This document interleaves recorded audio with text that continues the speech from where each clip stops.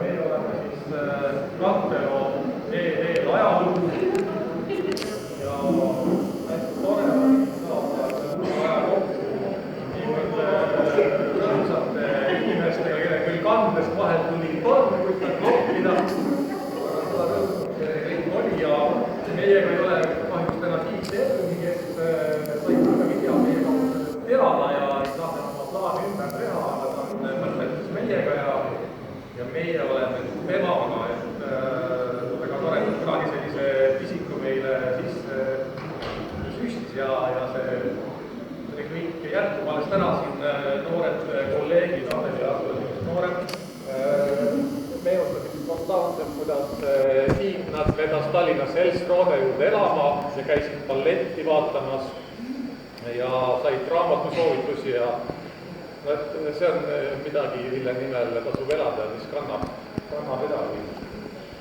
Lood on siis öeldud ja hakkame peale. Ma just ei näe, kuidas selline suur orkester ilma juhendatud täna mängib, aga see siis saab kõik näha olema, jah?